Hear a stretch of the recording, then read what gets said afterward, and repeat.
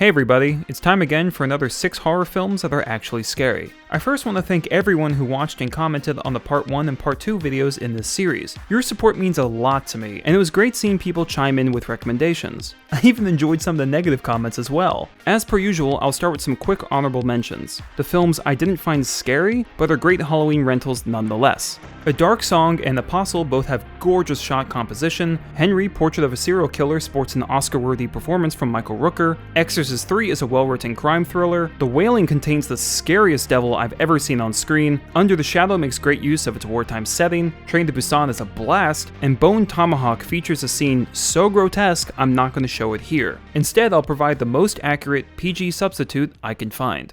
Conan the Librarian. I'm sorry. Books are a little overdue. But enough of that. Now onto the films that actually freaked me out. Maybe they'll do the same for you. First up is the Japanese gem Ju-on the Grudge. I realize that many classics are so revered that their flaws are disregarded, so here are some noteworthy negatives. First, similar to the Thai film Shutter, which made my part 2 list, this movie looks awful. But unlike Shutter, this film has, number 2, bad acting, overly expressive and just plain awkward at times. And 3, that cat noise to me isn't scary. However, that throat noise is a benchmark in unsettling horror sounds, and for good reason. All the haunted house tropes are here, yet the film uses them in a way that feels fresh rather than gratuitous. There's an oddness to all the deaths here, something surreal and off-putting like a lucid nightmare that not only makes the experience more unpredictable, but crawls under the skin in discomforting ways. Honestly, it mostly holds up. You should watch it.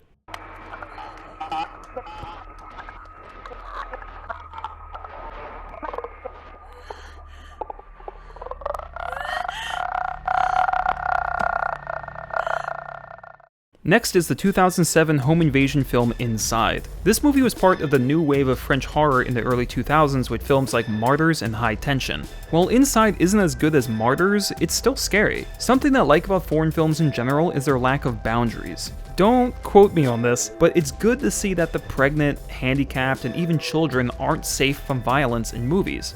Because that's a reality of horror. No one is truly safe. Inside sets the tone almost immediately by having a pregnant protagonist being hunted in a claustrophobic setting. Do you ever get surprised at how much something freaked you out? There's a very brief nightmare sequence early on that was so effective in scaring and nauseating me that I almost felt humbled. The violence in this movie is absolutely brutal and tactile. You feel the cuts, feel the lingering pain. When things are tense, your heart's pounding, and during the few lulls in action, you're just waiting for the next attack. It's not perfect, there's some odd editing choices, and what they did with the cop was really stupid. But Inside is still an intense and scary movie. It's gore with a pulse. Find it. J'ai appelé les flics. Dégagez maintenant, ils sont là dans 5 minutes.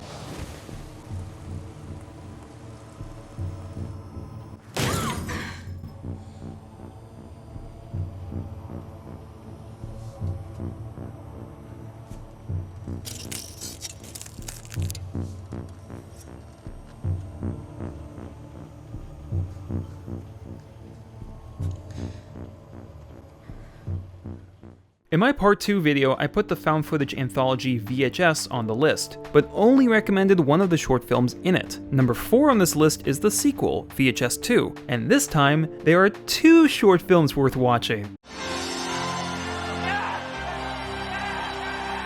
Something I like about all the segments here is that there's been real thought put into camera placement. We get viewpoints from an eye implant, a GoPro, a series of interview cameras and security footage, and a camera strapped to a puppy. While the first segment is poorly acted and the second repetitive, the third and fourth are surprisingly effective as horror shorts. The third documents a film crew interviewing a cult leader while his followers await a ritual, and the tension builds masterfully. Since there are so many cameras in place, we watch helplessly as people in different sections of the building act stranger and stranger until the tension erupts into horrific, delirious frenzy. The second half is a blood-soaked roller coaster, equal parts fun and disturbing.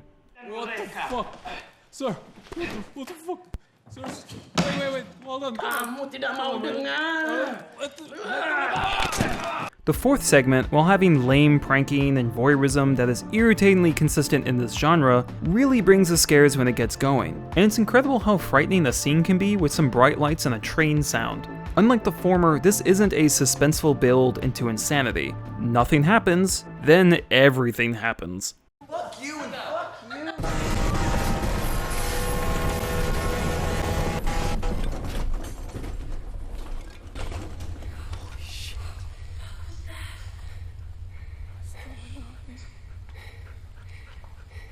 There's someone at your door.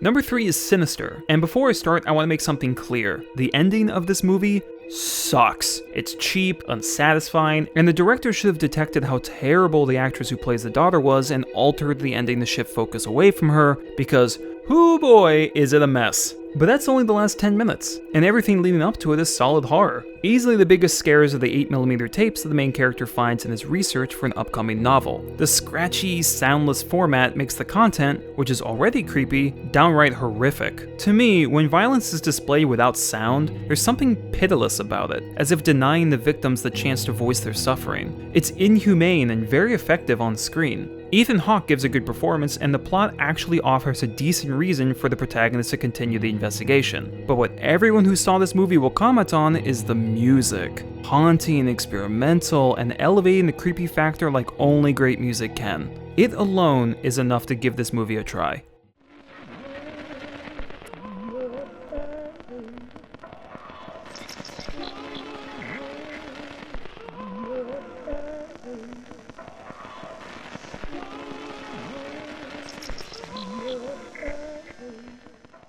Number 2 is Lake Mungo, an Australian horror pseudo-documentary. There are horror movies that are perfect for a group of friends at home. Others are ideal for the theater. Lake Mungo, more than any horror film I've seen, seems designed for a dark room and a laptop alone. This film is terrifying. When you watch it, you'll probably do what I did. Like, okay, nothing's happening. Oh, that's kinda sad. Wow, they're really making this look like a real documentary. Huh, that's kinda weird. Are those bruises? What's that? Why is my heart beating so fast? Lake Mungo is all about tone. It so perfectly recreates the documentary format, with very natural acting and dialogue which I've read was mostly improvised. You really empathize with the characters, and even in the non-scary moments, it's still an interesting story. But damn does this movie creep up on you! Because it takes its time, and because everything feels so genuine, you don't realize how scared you are until you find yourself holding your hand over the screen, which I literally did. Everything in the film feels possible, which is the most frightening thing about it. Well, that and the climax. Good God, the climax.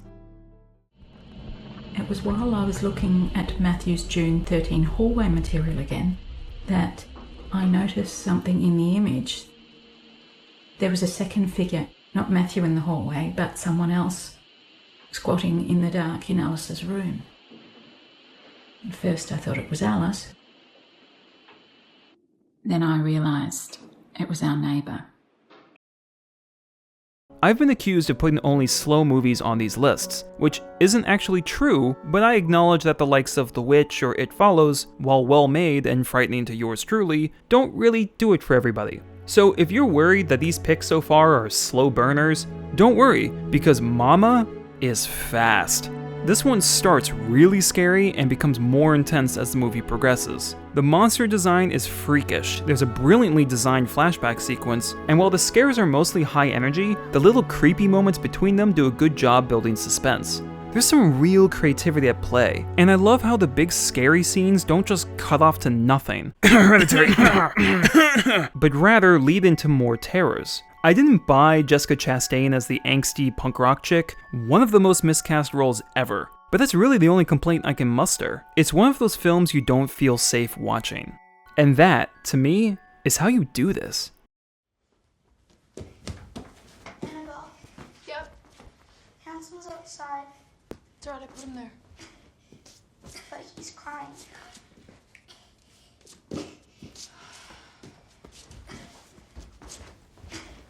Awesome.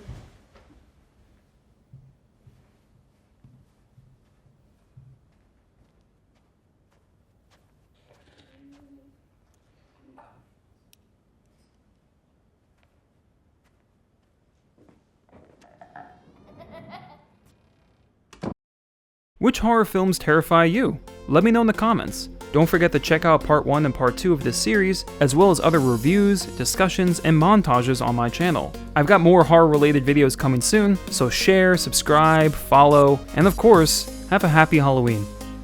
Now go and get scared.